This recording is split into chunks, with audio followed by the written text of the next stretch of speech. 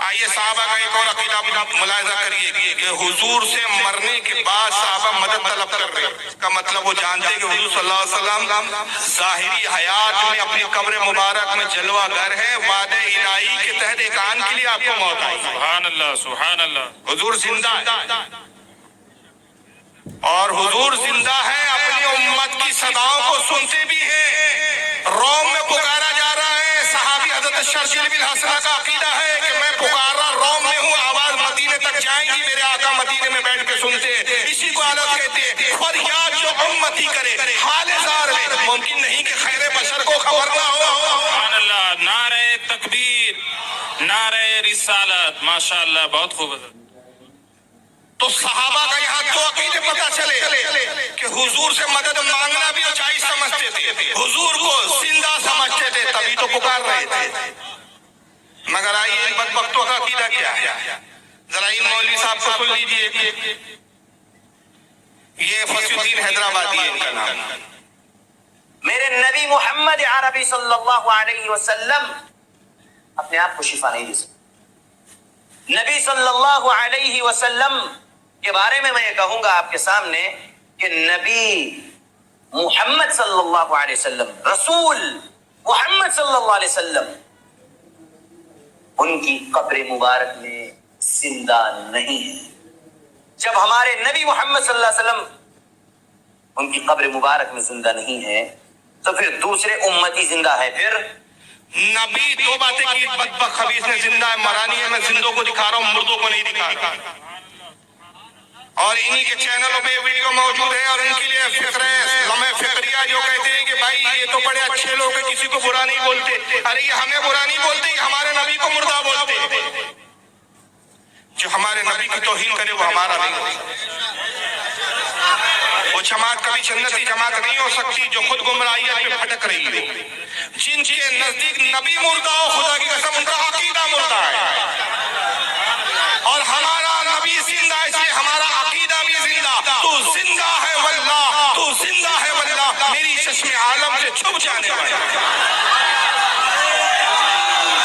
بہت خوب حضرت، بہت خوب، اللہ اکبر، یا رسول اللہ۔ زندہ باد زندہ باد زندہ باد یا رسول اللہ۔ ہائے ہائے ہائے، کیا بات۔ اب ایک اور مولوی صاحب کو سن لیجئے، انہوں نے تو کہا کہ رسول اللہ شفا نہیں دے سکتے، اپنے آپ کو شفا سے مطلب فائدہ، حضور اپنے آپ کو فائدہ مرنے کے بعد نہیں پہنچا سکتے، تو آپ کو کیا فائدہ پہنچائیں گے؟ معاذ، اس لیے کہ نبی اپنی قبر میں مردہ ہے، زندہ نہیں ہے۔ جب نبی زندہ نہیں ہے تو پھر اور کوئی امتی زندہ ہوگا؟ تم ولیوں کے بارے میں کہتے ہو غوث پاک زندہ ہے یا غوث المدد، تم خواجہ غریب نواز کے بارے میں کہتے ہو زندہ یا خواجہ المدد۔ ارے جب نبی زندہ نہیں تو یہ کہاں سے زندہ ہوں گے؟ یہ بدبخت عقیدہ ان کا یہ ہے۔ لیکن آئیے ان مولویوں کو سنو، یہ کہتے ہیں جو زندہ مانے وہ کافر ہے۔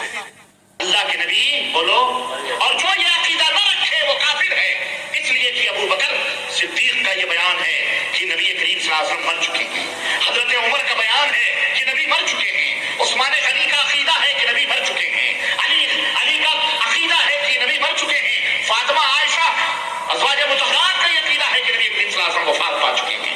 نبی کریم صلی اللہ علیہ وسلم زندہ، بولو، جو زندہ مانے وہ کافر ہے، جو زندہ مانے وہ کون ہے؟ وہ مسلمان نہیں ہے۔ یہ کیا کہہ رہے ہیں؟ جو نبی کو زندہ مانے، اللہ کے نبی مر گئے، جو نبی کو زندہ مانے وہ کافر ہے۔ دلیل ابو بکر صدیق کا عقیدہ ہے، حدیث کوئی نہیں۔ جو منہ میں آیا ٹھوک دو، پبلک بھی بیوقوف ہے، پتہ ہے، بولے وہ تو بولیں گے مولوی مولانا بول رہے ہیں، چھپا پہن کے بول رہے ہیں، کبا پہن کے بول رہے ہیں، سعودیہ کا چھپا ہے تو سعودیہ والا چھپا ہے تو جھوٹ تھوڑی بولیں گے۔ لیکن یہی وہ ہوتا ہے کہ جادوگر یہی تو کرتا ہے، آنکھوں کے سامنے ایسا پردہ ڈال دیتا ہے کہ سمجھ میں نہیں آتا کہ شوبے بازی ہے، اصل میں ہے کچھ بھی نہیں۔ چل رہا ہے نا، پرچی والے بابا بھی چل رہے ہیں، اشارہ کر رہا ہوں، زیادہ ہم کو کیا ضرورت ہے اس طرف بولنے کی، اشارہ کر کے گزر کے اپنی دنیا بیوقوف بن رہی ہے، اس کو خود اپنی خبر نہیں کل کیا کھائیں گے۔ ایک طوطا لے کے بیٹھا ہوا ہے، وہ آپ کی قسمت کے حال طوطے سے بتاتا ہے۔ ارے بھائی تو کیوں دوسروں کے حال بتا رہا؟ طوطے کے ذریعے اپنی پرچی نکال کے بتا دے کہ تو کب امیر بنے، اب تک خود بات پہ بیٹھا رہے گا۔ لیکن لوگ بیوقوف بن رہے ہیں ایسے لوگوں کے پاس بھی۔ تو ان کو پتا ہے کہ ہماری عوام بیوقوف ہے. ٹھوک تو کون پوچھنے والا ہے؟ بھائی ابو بکر صدیق کا عقیدہ ہے نبی مر گئے, عثمان غنی کا عقیدہ ہے عمر فاروق کا ہے, مولا علی کا ہے, حضرت سیدہ فاطمہ کا ہے, حضرت عائشہ کا ہے. ارے مولوی جی کس کتاب میں لکھا ہے؟ نام تو بتاؤ کس کتاب میں انہوں نے کہا نبی مر گئے مردہ ہو گئے؟ ہمیں تو کتابوں میں ابو بکر صدیق کا یہ عقیدہ ملتا ہے. الخصائص الکبریٰ میں امام سیوطی لکھتے ہیں, حضرت مخدوم سمنانی لطائف اشرفی میں لکھتے ہیں, شاہ عبد العزیز محدث دہلوی بستان المحدثین میں لکھتے ہیں, حضرت امام عسکری حضرت تاریخ تاریخ میں لکھتے ہیں. ایک متعدد حوالوں کی فہرست ہے. عبد الرحمن جامی نفات الانس میں لکھتے ہیں کتنے محدثین ہیں جنہوں نے حدیثوں کو نقل کیا کہ جب سیدنا ابو بکر صدیق کے وصال کا وقت قریب آیا تو مولا علی کو بلایا اور کہا علی میری ایک وصیت ہے. کہا کہیں امیر المومنین کیا وصیت ہے؟ کہا میری خواہش ہے کہ رسول اللہ کے پہلو میں دفن کیا جائے. سبحان اللہ. میں غار میں بھی حضور کا رفیق تھا, سفر میں بھی حضور کا رفیق تھا, مکہ میں بھی حضور کا رفیق تھا, مدینے میں بھی حضور کا رفیق تھا. میں چاہتا ہوں موت کے بعد بھی حضوری کا رفیق رہوں. اے علی میری وصیت یہ ہے کہ مجھے رسول کے پہلو میں دفن کیا جائے, غسل آپ دے, نماز جنازہ آپ پڑھائیں, انہی ہاتھوں سے غسل دے جن ہاتھوں سے آپ نے رسول اللہ کو غسل دیا ہے. مگر سنیے حضور کی بارگاہ میں ادب کا تقاضا یہ ہے, حق جو ہے سچائی یہ ہے, حقیقت ہے یہ پر معاملہ مبنی یہ ہے کہ آپ حضور سے اس تعلق سے پہلے اجازت طلب کر لیجیے. حضور کا مثال ہو چکا ہے, میری لاش کو میرے جنازے کو لے جائیں اور حضور سے اجازت طلب کریں. اگر حضور کی بارگاہ سے اجازت ملے تو مجھے حضور کے پہلو میں دفن کرنا, اور اگر اجازت نہ ملے تو مجھے عام قبرستان جنت البقیع میں عام لوگوں کے بیچ, عام مسلمانوں کے بیچ دفن کر دینا. راوی حدیث کہتے ہیں کہ مولا علی نے وصیت پر عمل کیا, غسل دیا, نماز جنازہ پڑھائی, جنازہ لایا گیا, رسول اللہ کے روضے کے سامنے رکھ دیا گیا. حضور کے روضے کا دروازہ بند تھا. راوی حدیث کہتے ہیں مولا علی آگے آئے, ساتھ میں حضرت عمر تھے, دونوں نے ایک ساتھ آواز لگائی, یا رسول اللہ السلام علیکم یا رسول اللہ. سرکار ہم آپ کے رفیق غار ابو بکر کو لائے ہیں, ہم آپ کے خلوت و جلوت کے ساتھی ابو بکر کو لائے ہیں. سرکار یہ آپ کے پہلو میں دفن ہونے کی اجازت چاہتے ہیں. حضور اجازت ہے. راوی کہتے ہم نے دیکھا روضے رسول کا جو دروازہ بند تھا خود بخود کھلا, قبر مبارک سے آواز آئی رفیق کو رفیق سے ملا دو. نعرے تکبیر, نعرے رسالت, مسلک اعلی حضرت, فیضان اعلی حضرت, پیغام حق کانفرنس, سرزمین قصبہ گولا.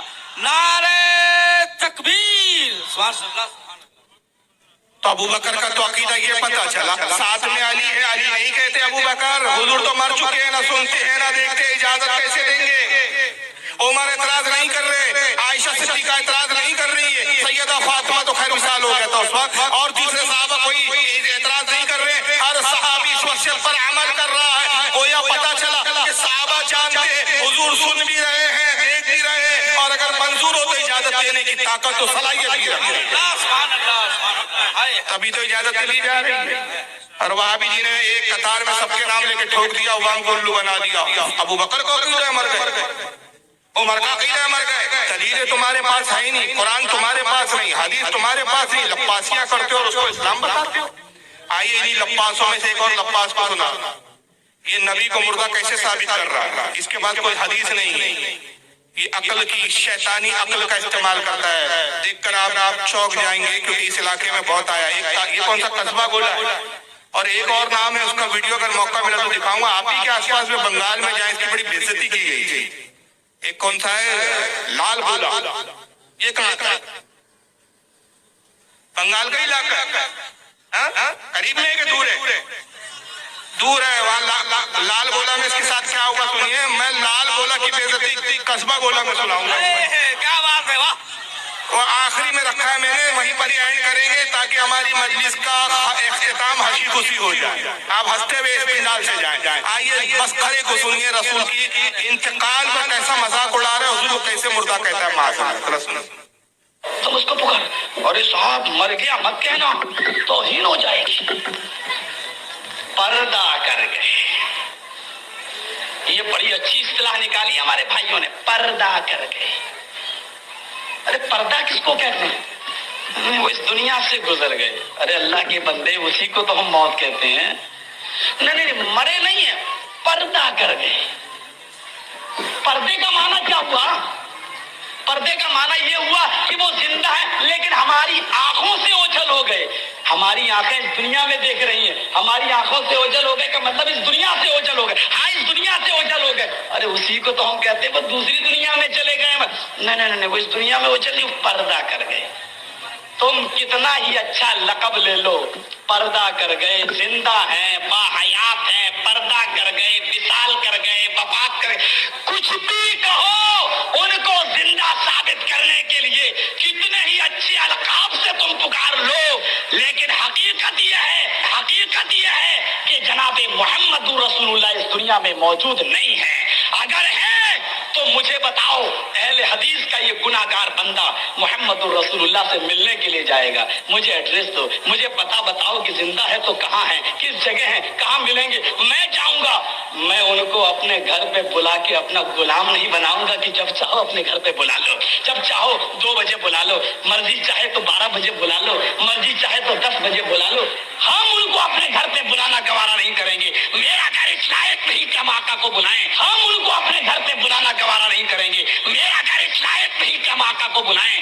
ہمیں بتاؤ کہ میرا نبی کہاں ہے, کس جگہ ہے. تم جاؤ یا نہ جاؤ, کم سے کم پورے ہندوستان میں بھیک مانگ کے اور چندہ کر کے, پورے ہندوستان میں بھیک مانگ کے اور چندہ کر کے ہم ضرور آقا سے ملنے کے لیے جائیں گے. کہ بڑے لوگوں سے ملا جاتا ہے, بڑے لوگوں کو نوکر بنا کے اپنے گھر پہ بلایا نہیں جاتا ہے. کتنا بڑا جاہل ہے, بڑے لوگوں سے ملنے جایا جاتا ہے, گھر بلایا نہیں جاتا. بھائی آپ نے علماء کو بلایا, اپنے سے بڑا سمجھتے ہو کہ چھوٹا سمجھتے ہو؟ تو کیا نوکر بنایا کہ آپ ان کو بلا کر اپنے گھر کو صاحب برکت کا سبب سمجھ رہے ہیں ان کے قیام کو؟ عجیب جاہل ہے. صحابہ کرام کے رسول اللہ کو دعوت نہیں دیتے تھے تو حضور ان کے گھر جاتے تھے کہ ہم اللہ نوکر ہو جاتے تھے. عجیب منطق ہے. پھر جہالت کے اندر کچھ جملے اس کی زبان سے سچائی کے نکل گئے. اللہ نے خود نکلے کہا میرا گھر اس لائق نہیں ہے کہ آقا کو بلاؤ. یہ تو حقیقت ہے, تم منوس خبیثوں کا گھر اس لائق ہے ہی نہیں کہ آقا آئے. کیا بات ہے, صحیح بات ہے, اس لیے کہ آقا تو عاشقوں کے آتے ہیں, بدعقیدوں کے نہیں آتے. اور عاشقوں کا حال یہ ہے کہ میں نے مانا جنت تجھ میں حور و قصور رہتے ہیں, میں نے مانا جنت تجھ میں حور و قصور رہتے ہیں, میرے دل کا طواف کر کے اس میں حضور رہتے ہیں. تکبیر, نعرے رسالت, مسلک اعلی حضرت, فیضان اعلی حضرت کمیٹی, سرزمین قصبہ گولا, نعرے تکبیر, نعرے رسالت. آقا عاشقوں کے آتے ہیں, اس لیے عاشق کہتے ہیں سنا ہے آپ ہر عاشق کے گھر تشریف لاتے ہیں, میرے گھر میں بھی ہو جائے چراغا یا. اور دوسری بدبختی دیکھو اس کی جہالت. اللہ تعالیٰ نے سچائی نکال دی, کہا حضور کہاں ہے, مجھے ایڈریس دو, تم جاؤ یا نہ جاؤ, میں لوگوں سے چندہ کر کے بھیک مانگ کے جاؤں. یعنی وہاں بھی اپنا پیسہ خرچ نہیں کرے گا, وہ پیسہ تو عیاشی پہ خرچ کرے گا نا, بنارس میں خرچ کرے گا, کیس لڑنے میں خرچ کرے گا. ارے اگر ہم سنی کو موقع ملے اور آقا ظاہری حیات میں تشریف لے آئے اور ہمیں اطلاع ملے کہ حضور تشریف لا چکے ہیں, تو ہم تو اپنا گھر بار لٹا کے حضور سے کیا بات ہے, واہ واہ, سبحان اللہ. نہیں مانگیں گے, یہ بھیک مانگے گا اس وقت. مگر مذاق کیسے اڑا رہا ہے کبھی کی حیات. کہتا ہے سنی لوگ کہتے ہیں پردہ کر گئے, ہم احترام رکھیں. ہم کہتے ہیں فلاں بزرگ پردہ کر گئے, رسول اللہ پردہ کرے, ہم یہ نہیں کہتے مر گئے. یہ ان شاہدوں کی زبانیں کہتا مطلب تو یہی ہوا نا, مر گئے بولو, پردہ کر گئے کیوں بولو. نہیں وہ ہماری آنکھوں سے اجالے, آنکھوں سے اجالے مطلب دکھ نہیں رہے نا, چلے گئے نا دنیا تو مر گئے ہوئے نا. نہیں وہ ہماری نگاہوں سے اجالے, ہم دیکھ نہیں سکتے. ہاں تم دیکھ نہیں سکتے, کیا ہوا